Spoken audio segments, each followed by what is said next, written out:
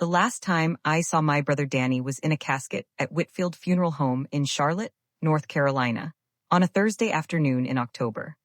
I remember the way he looked. Peaceful, they said. Peaceful. Like that word could possibly be enough.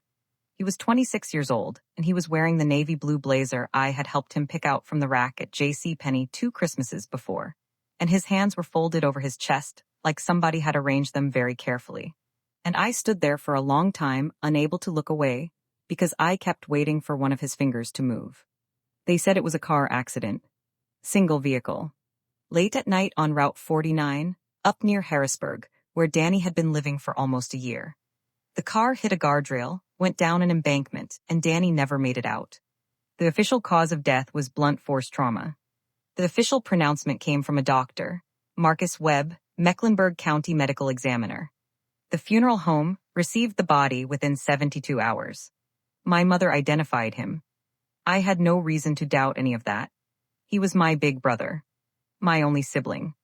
The man who taught me how to ride a bike in our grandmother's driveway, who drove 4 hours to pick me up from college when my first serious relationship fell apart, who used to call me every Sunday at exactly 2 o'clock just to check in, like clockwork, like he had the whole thing scheduled.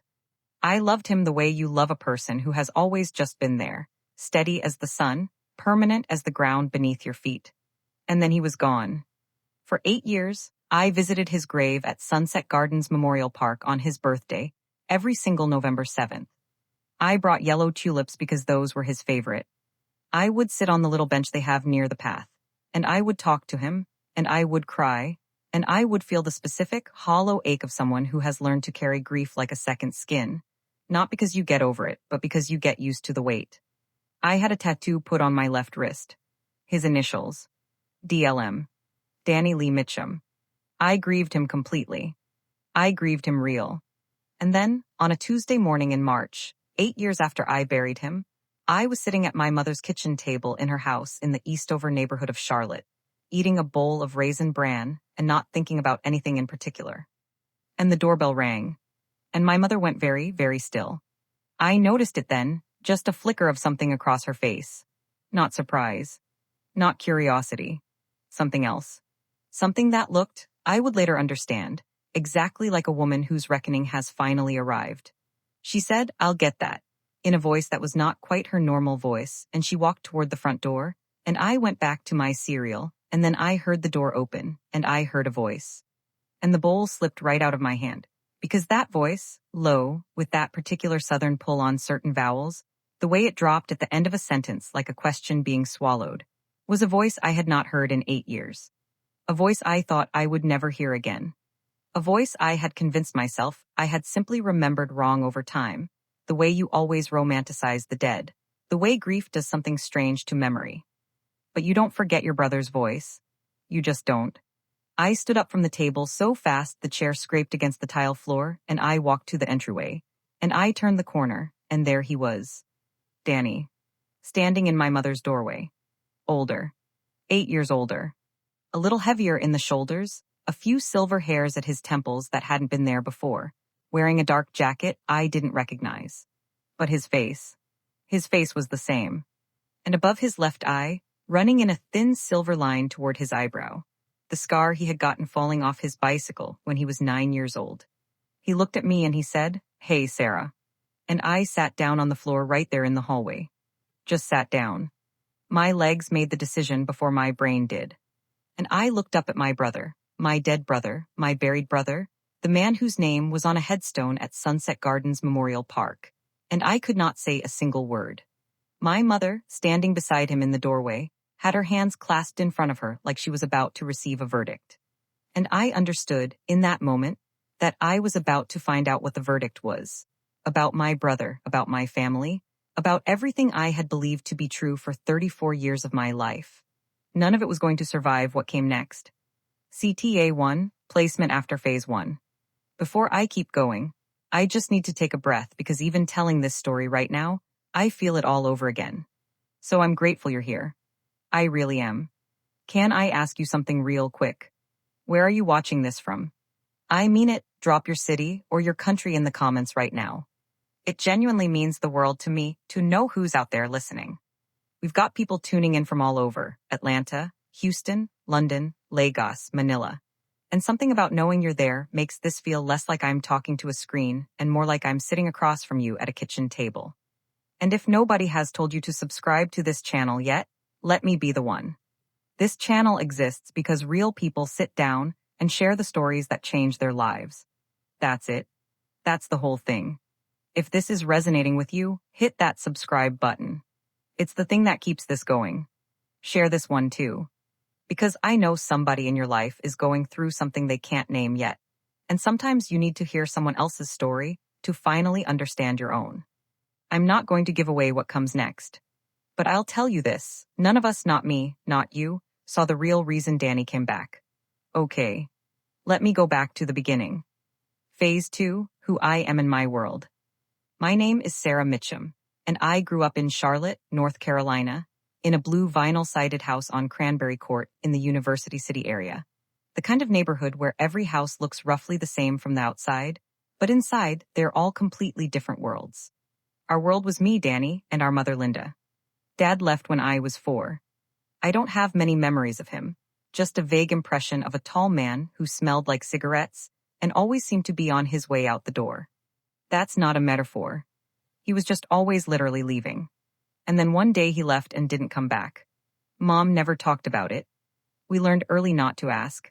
So it was the 3 of us, tight as a knot. Mom worked as an office manager for a dental practice downtown. She was the kind of woman who ran everything without seeming like she was trying. Organized. Calm. She had this quality I always admired: she never panicked in front of other people. You could be in the middle of absolute chaos and Linda Mitchum would be the stillest person in the room, already thinking 3 steps ahead.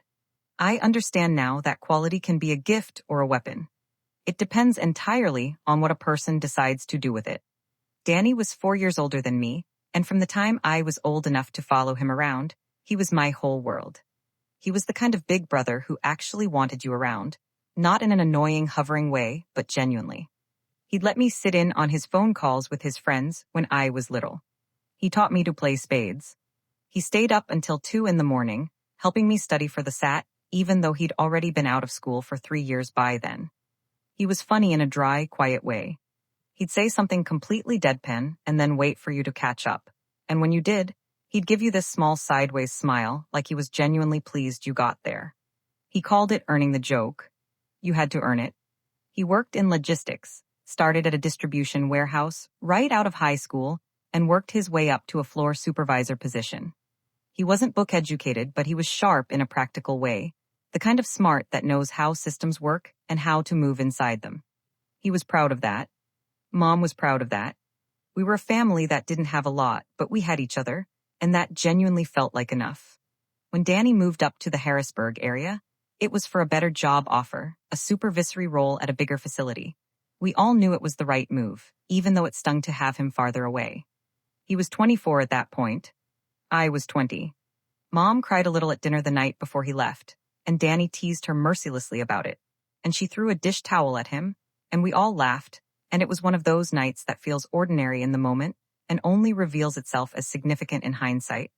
He called every Sunday. 2:00. You could set your watch. He came home for Thanksgiving and Christmas. He brought little things: a coffee mug from a gas station, a bag of local boiled peanuts, once a ridiculous ceramic owl that he said spoke to him in a gift shop. And we would pile onto the sectional in Mom's living room and watch football and eat too much and be exactly the family we'd always been.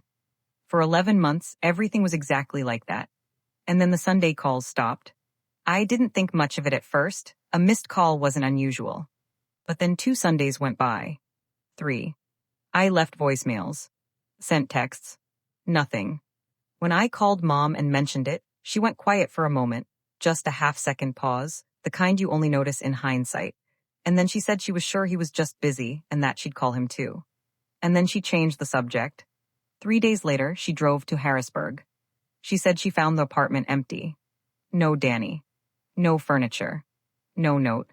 She filed a missing persons report. The police, she said, began looking. 2 weeks after that, she called me at 7 in the morning and said in a voice I had never heard from her before. They had found a car and a body, and it was Danny. Phase 3, the first crack. I did not question it. I want to be clear about that, because I've since been through every moment of that period in my mind, looking for a place where I should have known, should have felt something wrong. But grief doesn't work like that. Grief is not a detective. Grief is a flood. And when you are drowning in it, you are not analyzing the water. You are just trying to breathe. The funeral happened fast. That was the first thing. I thought later, much later, about how fast it happened. Mom made all the arrangements herself. She said she didn't want to drag it out. She said she wanted to bring him home and put him to rest properly and get through it. I understood that. Or I thought I understood that. She handled everything. The casket, the flowers, the program cards with his photo, the food for the reception. She called his friends, the few whose number she had. She called the church. She stood at the reception with her hands clasped and received every hug and every condolence with that same still, composed quality she always had. I remember thinking, even then, how strong she was. How remarkable it was that she could stand there like that. I admired her. I leaned on her. There was a moment at the visitation, the evening before the funeral, that I have thought about many times since. Danny's coworkers from the Harrisburg facility came. I didn't know any of them well. One of them, a big, quiet man named Terrell, shook my hand and said he was sorry for my loss, and then he looked at the casket, and something passed across his face. Something I couldn't read. Not grief exactly. More like discomfort. He looked away quickly. I told myself he was just uncomfortable with death. A lot of people are. It didn't mean anything. 2 of Danny's friends from Charlotte, his boys, Marcus and Deshawn, came. Marcus hugged me and cried. Deshawn was quieter. He stood near the back of the room, and I went over to him and put my hand on his arm and said, I know. And he looked at me for a second longer than seemed natural, and then he said, yeah. Just that. Yay. At the time, I thought he was just struggling with his emotions. He and Danny had been friends since 8th grade. Of course it was hard. The casket was closed. Mom told me there had been significant trauma in the accident. She said it was better this way.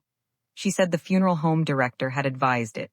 She said she had seen him, and she said goodbye for both of us, and that she hoped I could understand. I understood. I stood at that closed casket for a long time. I pressed my hand against the dark wood, and I talked to him in my head the way you do when words stop working out loud. I told him I loved him. I told him I was going to be okay. I told him to watch out for us. I believed completely and entirely that he was inside. There was one moment, though, one single moment, that I buried so deep inside myself that it took 8 years and one Tuesday morning to excavate it. It was at the graveside service. The pastor was speaking. My mother was beside me, one arm around my shoulder. And I looked down at the casket, sitting above the open earth, and I had a thought, sudden, unwelcome, strange, that hit me so fast I almost physically flinched. The thought was, this is wrong. Not the grief. Not the ceremony. Something specific. Something I couldn't name. A wrongness I immediately dismissed because what was the alternative? Who thinks something is wrong at their brother's funeral and takes it seriously? You tell yourself it's grief. You tell yourself shock does strange things to your mind. You tell yourself you are not yourself right now and that the feeling will pass. The feeling passed. Or I buried it. I was never entirely sure which. Checkpoint, phase 3 complete, word count is above 3,000 words. Continuing to phase 4. Phase 4, suspicion grows. 8 years is a long time to grieve. I went through all the things you go through. The acute phase, the first year, when grief is a physical thing, when you reach for your phone on Sunday afternoons and have to remember all over again. The secondary phase, where it becomes a dull background ache, always there but manageable, like a weather system you've learned to live inside. The settled phase, where you find a kind of equilibrium, where you can talk about him without crying every time, where you can laugh at a memory of him without it feeling like a betrayal of your sadness. I got a therapist. I built a career. I worked in hospital administration, eventually became a patient services coordinator at Carolina's Medical Center. I had a relationship for 3 years that ended reasonably amicably. I had friends, a social life, Sunday dinners at Mom's house, a routine. I was okay. I really was. The first crack in 8 years of stability happened 14 months before the morning Danny rang the doorbell. It happened because of a phone call I got from a woman I barely knew. A woman named Andrea, who had dated Marcus briefly, who I had met maybe twice at cookouts, and who had no reason to call me except that she was drunk and sad, and apparently in possession of information she had been sitting on for years and could no longer hold alone. It was almost 11 o'clock at night. I was already in bed. I answered because I didn't recognize the number, and something made me pick up anyway. She said, "Sarah." I said, "Yeah, who is this?" She said, "This is Andrea, Marcus's Andrea. I know you don't know me like that, but I need to tell you something and I don't know who else to tell." I sat up. She was crying a little. She had been drinking, clearly. She told me that Marcus had told her something once.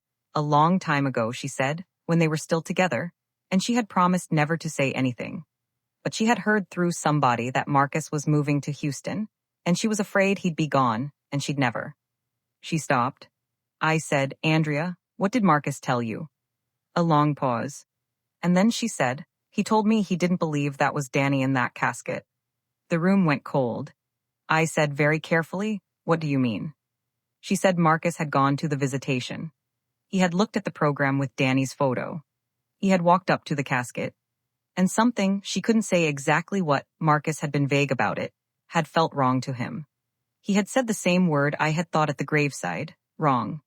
He'd tried to ask Linda about it, asked if there was going to be an open casket portion, and Linda had said no and moved him along, and he had told himself he was just in shock, just not thinking straight. But then later, a few months later, she said, Marcus had run into someone who knew someone from Harrisburg, who mentioned seeing a man who looked exactly like Danny Mitchum at a gas station up near Concord, North Carolina. And Marcus had gone very still and said nothing. And the subject had been dropped. She said Marcus told her this in confidence. She said he told her he had chosen not to pursue it because he didn't think he could handle what he might find out. She said he told her he had decided to leave it alone. And then she apologized and said she probably shouldn't have called and hung up. I sat in my dark bedroom for 3 hours that night. I didn't sleep. I stared at the ceiling, and I turned every piece of it over in my mind. The closed casket, my mother's stillness at the funeral, Terrell's expression, Deshawn's one-word answer, that feeling at the graveside that I had spent 8 years suppressing. And here is the thing about grief, it teaches you to dismiss your own instincts. Grief makes you certain that your mind is not reliable. That what you feel is just loss doing something strange to your perception. You spend years training yourself to not trust that nagging, unwilling certainty that something doesn't add up. I spent the next 3 weeks deciding whether to do anything with what Andrea had told me. I decided to start quietly. I called the county clerk's office in Mecklenburg. Asked about death certificates, public records, you can request them. Danny's death certificate came back on file, signed by Dr. Marcus Webb, medical examiner. Cause of death, blunt force cranial trauma. Date, October 14th. The certificate was official. It was real. I looked up Dr. Marcus Webb. He had retired from the medical examiner's office 4 years ago. There was a brief article from a regional paper about his retirement. Nothing notable. Nothing suspicious. I hired a private investigator. I know how that sounds. I know it sounds dramatic. But I was not sleeping. I was not eating properly. I was standing in the grocery store staring at a display of yellow tulips and having to grip the handle of my cart to keep from losing it. I needed to know. And I couldn't do this alone, and I couldn't ask my mother, and I had nobody else. The investigator's name was Gary Holt. He was a former Mecklenburg County Sheriff's deputy, mid-50s, with an office above a dry cleaner on Central Avenue. He was no-nonsense and direct, and I liked him immediately. I told him what I needed. He told me it would take time, and that I might not like what he found. I said find it anyway. He came back to me 6 weeks later with 2 things. The first thing was a photograph. It was grainy, security camera footage, printed out on regular paper. It showed a man in a dark jacket at an ATM on a street in Concord, North Carolina. The timestamp was from 3 years ago, 5 years after Danny's death. The man's face was turned slightly to the side. It wasn't definitive. You couldn't swear in court it was Danny Mitchum. But I had been looking at that face for 32 years. I knew that face the way I knew my own hands. I held that photograph and I sat completely still for a very long time. The second thing Gary brought me was information about Dr. Marcus Webb. He had, it turned out, retired quite comfortably, purchasing a lake house in Gaston County 3 years before his retirement, on a medical examiner's salary that should not have stretched that far. Gary had a contact who had a contact. He had found out, through channels I didn't ask too many questions about, that Webb had a history, nothing prosecuted, nothing proven, of flexible record-keeping when the price was right. Someone had paid him. Someone had paid him to put Danny's name on the wrong body. And I knew, with a certainty that settled into me like stone, exactly who that someone was. My mother. Phase 5, the devastating discovery. I did not go to my mother right away. I want to be clear about why. It wasn't strategy, not yet. It was self-protection. If I went to Linda Mitchum before I had something she couldn't talk her way around, she would do what she always did. She would be still. She would be composed. She would say something that sounded completely reasonable, and I would go home doubting my own mind for the next 3 months. I needed more. Gary had been working a specific angle, tracking financial records through public sources, looking for patterns in the years surrounding Danny's death. What he found took another 4 weeks, and it landed in my inbox on a Thursday evening while I was eating takeout pad thai at my kitchen table and watching something on Netflix. My mother had made a large cash withdrawal from her savings account, $43,000, in September of the year Danny died. 6 weeks before his death. She had never mentioned this to me. I had no reason to ever see her bank statements. This was money she had presumably saved over many years, money that had simply disappeared. It had not gone toward the funeral. The funeral home records, also technically public after a certain point, showed a payment of just under $9,000. A standard arrangement. $34,000 had gone somewhere. I am almost certain it went to Dr. Marcus Webb. The Thursday Gary sent me that information, I put down my fork, and I did not pick it up again. I sat at my kitchen table until midnight, and then I drove to my mother's house. I don't know what I was thinking. I don't know that I was thinking at all, really. My body made the decision. My car made the decision. It was 11:45 at night, and I rang her doorbell, and when she came to the door in her robe and slippers, blinking, I held up the printed copy of the financial record, and I said, "Where did $43,000 go, Mom?" She went absolutely still. Not surprised still. Recognition still. Like she had been waiting for this, had always known it was coming, had perhaps even practiced for it. She said, "Come inside, Sarah." I said, "No, tell me right here." She looked at me for a long moment. Then she opened the door wider and walked back inside. After a second, I followed. We sat at the kitchen table, the same table I had sat at 1,000 times, with the same yellow vinyl chairs, under the same light with the slightly warm glow that had always made that kitchen feel like a safe place. It had been a safe place. I had believed it was a safe place. She folded her hands on the table, and she told me. She told me that the man in Danny's casket was not Danny. She told me that his name was Henry Caldwell. He was 31 years old. He had no family. He had been living out of his car in the Harrisburg area for several months before he died in a collision on Route 49. He had no ID on him at the time of the accident. He had not been identified. She told me that Danny had been driving. That Danny had been the one who hit Henry Caldwell's vehicle.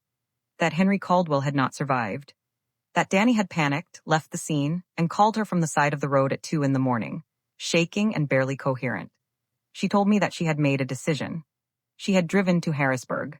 She had paid Dr. Webb the full $43,000, it turned out, not $34, the rest in installments I hadn't tracked yet, to list Henry Caldwell's death as an accident involving an unidentified vehicle, and to attribute the unclaimed body to Danny Lee Mitchum instead.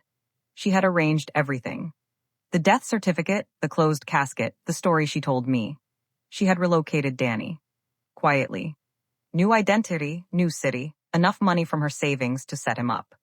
He had been living outside Asheville, North Carolina for 8 years. He had a job. A modest life. He was, by her account, not happy but alive.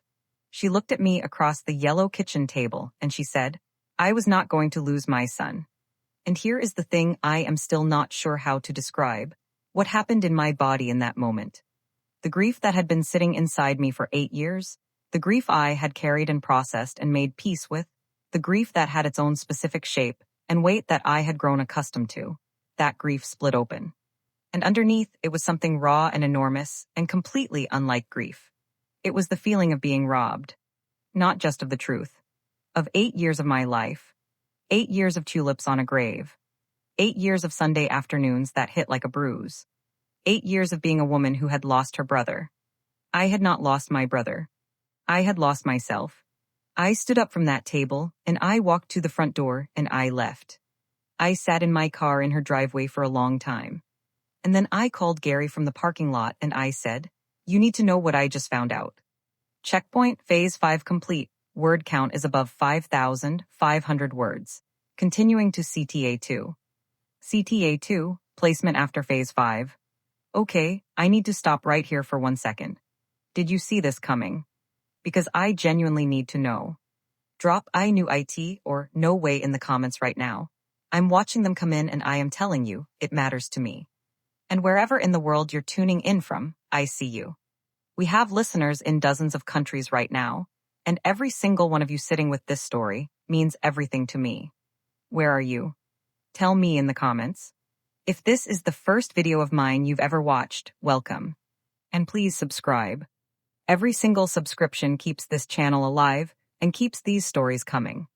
I mean that without any exaggeration. And stay with me. Because what she does next, what I do next, you are genuinely not ready for it. The truth that Danny came back to tell me, that part changes everything. Don't go anywhere. Phase 6, the breakdown and the decision. I went home.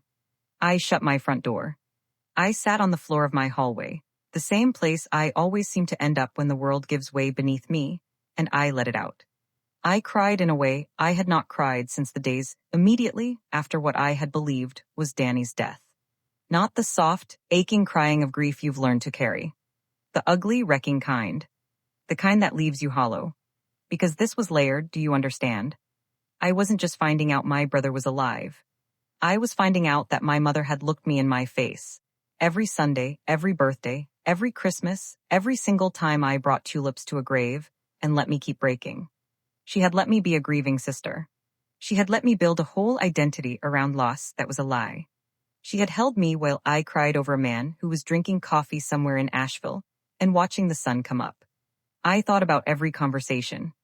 Every time I had said, "I miss him, Mom." And she had said, "I know, baby." I know. She knew. She had always known. I did not sleep that night. I lay in my bed and I stared at the ceiling and I thought about Henry Caldwell. A man with no family, no ID, no one to claim him. A man who had died on a road in Harrisburg and been put in the ground under somebody else's name. That man's family, if he had any, had never known what happened to him. That man's death had been falsified. That man had been erased twice, once when he died and once when my mother decided he would serve a purpose. At some point around 4 in the morning, I made a decision. Not an angry decision. I was past anger in that particular way that happens when you go so far into something that you come out the other side. It was a cold, clear, absolute decision. I was going to find out the full truth. Every piece of it. And I was going to make sure the right people knew. Not because I wanted to destroy my family, but because Henry Caldwell deserved to be known. Because Danny needed to answer for what he had done, and I couldn't carry the weight of knowing the truth while everyone else went on protected and comfortable. Because I was done, completely, entirely, permanently done, being the person in this family who was kept in the dark for her own good. I sat up at 4:15 in the morning, and I called Gary Holt, and I left him a message. I said, "I want to know everything, and I want to know if there is a way to make this right." I went into the bathroom, and I looked at myself in the mirror. My face was swollen from crying. My eyes were red. I looked like a woman who had been through something. But I also looked, for the first time in a very long time, like a woman who was not confused anymore. That was the night I stopped being a victim of this story. That was the night I decided to be the one who finished it. Phase 7, the plan. Gary and I met the following Monday. His office above the dry cleaner on Central Avenue, 2 coffees from the place next door, the morning light coming through the Venetian blinds in slanted lines. He had printed everything out in a folder, neat, organized, the way I appreciated him most. We talked for 2.5 hours. The situation, as Gary laid it out, was genuinely complex. On one hand, we had evidence of criminal conduct, a falsified death certificate, fraud, conspiracy to obstruct justice, and potentially accessory after the fact in the hit-and-run death of Henry Caldwell. On the other hand, most of what we had was circumstantial. The cash withdrawal, the security photo, a retired medical examiner who had never been charged with anything and who, Gary noted carefully, was not in great health. Going directly to the police with what we had was an option. But Gary advised caution. He said, the problem with going to the police right now is that we hand over control. And once the police are involved, you don't get to decide how this unfolds. They do. He was right about that. There was another option. Danny was alive and presumably knew everything. If I could get Danny to come forward, if I could get Danny to tell the truth on his own terms, to cooperate, to fill in the parts we couldn't prove, we had a much stronger position. We had the full picture. And Danny cooperating voluntarily was going to matter to any prosecutor looking at this case. The question was, how do you find a man who has been living for 8 years as someone else? Gary had already started working on that, as it turned out. His contact network, built over 20 years in law enforcement, extended in directions I didn't fully understand and didn't need to. He had a name. He had a city. He had an address in a small apartment complex outside Asheville. He said, I can set up a meeting, but Sarah, I need you to think hard about this, because once you open this door, you can't close it. I told him to open it. He arranged it through an intermediary, someone who knew someone, the way everything in Gary's world seemed to work. A message was passed. A phone number was given. I sat in my living room on a Friday night, watching my phone, and at 9:47, it rang from a number I didn't recognize. I picked up. Silence. And then, hey, Sarah. I had heard that voice once before in recent memory, on a Tuesday morning in March, through my mother's front door. But now it was just him and me, no buffer, no mother in the room, nothing between us. I said, Danny, you need to come home. He said, I know. We talked for almost 2 hours. I won't give you all of it right now. Some of it is still too private, too unfinished. But I will tell you this, Danny was not comfortable. He had not been comfortable for 8 years. He was not a man who had been living his best life in Asheville. He was a man who had been living with what he had done, and what his mother had done on his behalf, and what he had allowed to happen, and carrying all of that in complete isolation. He said something I have thought about many times since. He said, I wanted to come home 100 times, and every time I thought about it, I thought about you standing at that grave, and I couldn't do it, because I didn't know how to ask you to forgive something that big. I said, that's not actually your choice to make. He was quiet. I said, you took my grief and let it be fake. You took 8 years of my Sunday afternoons, and you let me spend them on a grave that wasn't yours. You don't get to decide when I'm ready to forgive you. You just get to come home and tell the truth. He said, okay. He drove to Charlotte 11 days later. He did not go to my mother's house first. He came to mine. We sat at my kitchen table, and he told me everything, including the part I had not yet heard. The part that my mother had apparently never told me. The part that, when it came out, reframed the entire 8 years. Henry Caldwell was not a stranger. Phase 8, the confrontation. Henry Caldwell, it turned out, was my father. Not Danny's father. My father. Our family situation was more complicated than Linda had ever let on. Our father, the man who left when I was 4, was not actually Danny's biological father either. Danny's biological father was a man named Robert Mitchum, who had died in a workplace accident before Danny was born, before Linda even knew she was pregnant, and whose last name Danny had always carried. And my biological father, the man who had ostensibly left when I was 4, was Henry Caldwell. He had not left. Linda had asked him to leave. She had told him the relationship was over. She had raised me as a Mitchum, used Danny's father's name, and built a story in which Henry Caldwell was simply gone, simply someone who had walked away from his family and could not be contacted.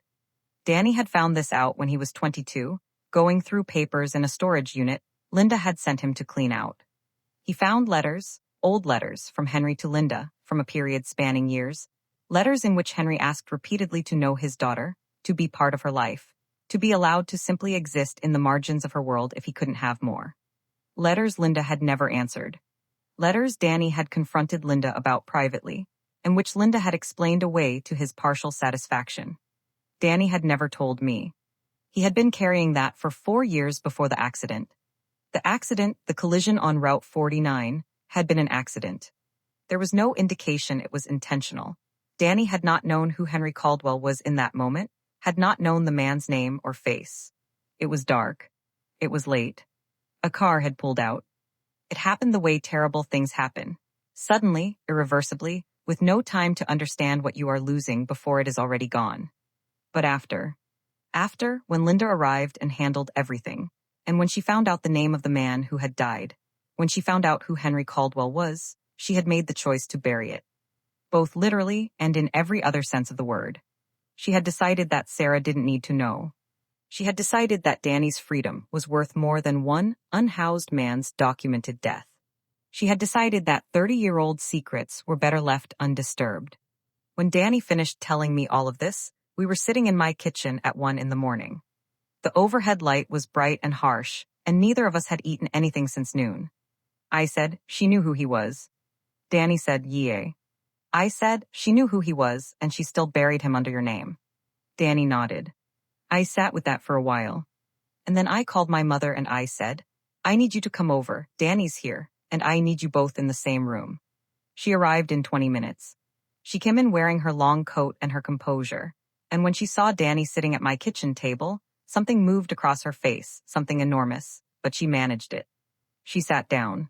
She folded her hands. I looked at my mother and I said, you knew Henry Caldwell was my father. She said nothing. I said, you knew who he was, and you buried him under Danny's name to make sure I never had a chance to find out. Her composure held for another few seconds. And then it cracked slowly, like ice giving way under pressure. Not a dramatic crack. A Linda crack, contained, managed, internal. A tear that she blinked back. A slight compression of her lips. She said, I was protecting you. I said, from what? She said, from a man who had had decades to reach out and chose not to. I said, those letters tell a different story. The letters. The letters I had found, after Danny showed me what he had kept, copies he had made years ago, in secret, unable to fully let go of them. I had read them. Henry Caldwell had not chosen to disappear. Henry Caldwell had been kept away by a woman who had decided that the story she wanted to tell about her family was more important than the truth. My mother sat across from me at my kitchen table, and she said, very quietly, I did what I thought was right. I said, and I am going to do what I think is right. I told her what Gary and I had discussed. I told her that I had documentation. I told her that I had spoken with an attorney, a criminal defense attorney I had consulted quietly the previous week, a woman named Patricia Owens who had 20 years of experience and who had told me clearly what exposure we were looking at. I told her that I had also spoken with the Harrisburg Police Department's Cold Case Division about Henry Caldwell, that his case, listed as an unresolved hit-and-run, was not as fully closed as she might have believed. My mother went very still, the stillest I had ever seen her. I said, the way I see it, there are 2 paths. You cooperate and you let the truth come out, and you help them understand the full picture, and you give Henry Caldwell's death a proper accounting. Or you don't, and the evidence speaks for itself, and you lose any ability to shape what happens next. She looked at Danny. Danny said, Mom, it's time. She looked back at me, and she said, okay. Just like that. Okay. The same word Danny had said to me. I wondered if it was a Mitchum thing, this way of surrendering in one syllable quietly, when the moment finally arrived. My mother cooperated with investigators. She retained an attorney. She gave a full statement. Dr. Marcus Webb, when confronted, he was, as Gary had noted, not in good health and apparently not interested in carrying secrets into whatever time he had left, gave a corroborating account. The case was reopened. Henry Caldwell's death was officially reclassified, and his true identity restored on record. Danny entered into a cooperation agreement with prosecutors. His legal situation was complex and ongoing, and I will not discuss the specifics, because they are still ongoing. But he came forward. He told the truth. He did not run. Phase 9, the aftermath. Henry Caldwell had 2 sisters, both still living. One in Memphis. One in Birmingham. Gary helped me locate them. The conversation I had with his sister in Memphis. Her name is Denise, was one of the hardest conversations of my life and also one of the most necessary. I told her who I was. I told her what I had found out. I told her about Henry's letters. I told her that her brother had not simply disappeared, that he had a daughter who had grown up without knowing him, because that daughter's mother had made a choice that took that away from both of them. Denise cried for a long time. Then she told me about Henry, about what kind of man he was. She sent me photographs, Henry in his 20s, laughing at something off camera, his hand on his sister's shoulder. I looked at those photographs and I searched his face for something familiar and I found it, my own jawline. The line of my nose. Something in the set of his eyes that I had always thought came from nowhere, from some branch of the family tree I had never been told about. It had come from him. He had existed. He had loved me from a distance, through unanswered letters for years. And he had died without ever getting the chance to say her name, my name, out loud. I went to Memphis and I met Denise in person. We sat in her kitchen, which smells like vanilla extract and something savory always on the stove, and she showed me everything she had kept of Henry's. I stayed for a weekend. I cried a lot. So did she. She said, "He talked about you, he never stopped." My mother and I have not spoken in a way that could be called normal since the night at my kitchen table. She is in the process of navigating her legal situation, and I am not in a position to carry her through it. I do not say this with pleasure. I say it because it is true. She is my mother and I love her, and what she did was wrong in a way that does not bend toward easy absolution. Maybe someday. I don't know. I leave that door neither open nor closed. I leave it at, I am not the one who shut it. Danny and I speak. It is not what it was. It cannot be what it was, not yet, maybe not ever in exactly the same way. But it is something. He is still in North Carolina. He is in the process of working through everything, legally and otherwise. He has a therapist, which is something he absolutely needs, and which I told him directly. He called me on a Sunday a few months after everything came out. 2:00 almost exactly. I picked up. He said, "Hey." I said, "Hey." We talked for an hour about nothing important. Football, a show we'd both been watching, a ridiculous ceramic owl he had seen at a gift shop in Black Mountain. Not the show healing is complete conversation. Just a brother and a sister talking on a Sunday. That felt for right now like enough. My tattoo, DLM, Danny Lee Mitchum, on my left wrist is still there. I thought about having it removed. I decided to keep it.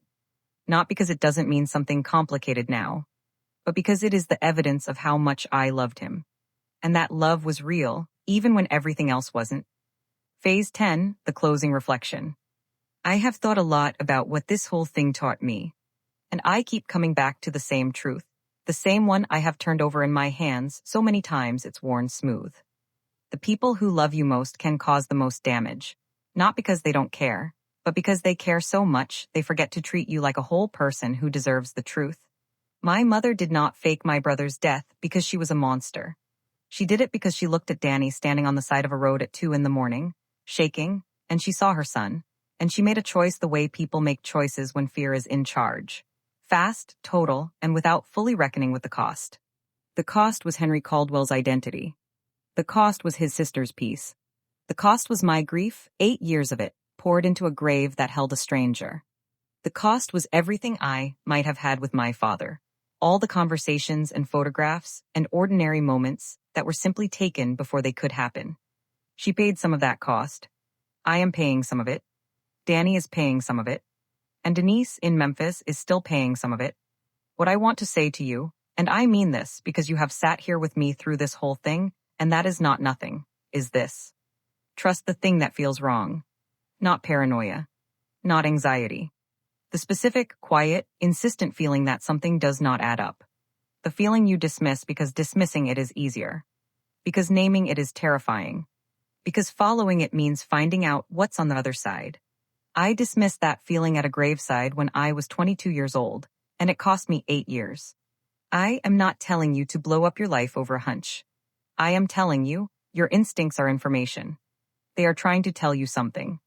And when you have evidence, when you have more than a feeling, when the pieces are in your hand, you owe it to yourself and to every person the truth belongs to follow it through. Even when it's hard. Especially when it's hard. That is the thing I know now that I didn't know before. And I would not trade it, even for the 8 years. Because the woman on the other side of all this, the one sitting here talking to you, she is not confused anymore.